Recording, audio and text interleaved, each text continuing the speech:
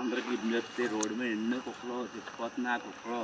ఆ కుక్కలు మనుషులు ఒకలాంటి ఆలోచించి కుక్కలకి ఎప్పట్టండి. రోడ్డు మీద ఉన్నది వదిలేకండి. ఏదైనా తప్పు ఆయనకి మాట రాలేదు కాబట్టి ఓడి లేరు. దానికి మాటలంతా ఓడి ఒక పక్కన ఉండును. ఇప్పుడు అలాగే ఆ తల్లి దూరంలో ఎలా చూస్తుంది చూడండి. ఆ తల్లి మా పిల్ల ఏటి ఎలాగైపోయింది ఏటి అని ఆ పిల్ల తల్లి బాధపడుతుంది. అదే మన సాయం మనం చేస్తున్నాం. గొయ్యి తీసి పెడతాం. మన వాళ్ళు ఎలా చచ్చిపోతాం, మనుషులు ఎలా చచ్చిపోతాయి. అలాగే మొత్తం అన్నీ చేసి బాధ్యత తీసుకోవాలి ప్రతి ఒక్కరు.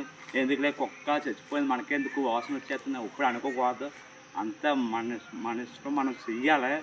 దేవుడు మనకి అలాగే అప్పచెప్పాడు.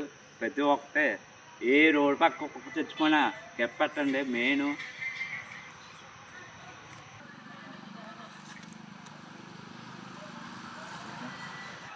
రండి గొయ్య ఎలా తీసాం ఏదో చూడండి. మీరు ఏదో కావాలని అబద్ధాలు ఆడుతున్నారు అనుకోకండి. ప్రతి ఒక్క ఇది ఒక చుట్టూ ఆలోచండి. ఎక్కడ ఏ రోడ్డు మీద ఏ కుక్క చచ్చిపోయినా కెప్పెట్టాలి. అదో కెప్పెడితే మంచిది. ఇంకో చూడండి గొయ్యి తీసి నీళ్ళు చల్లాం.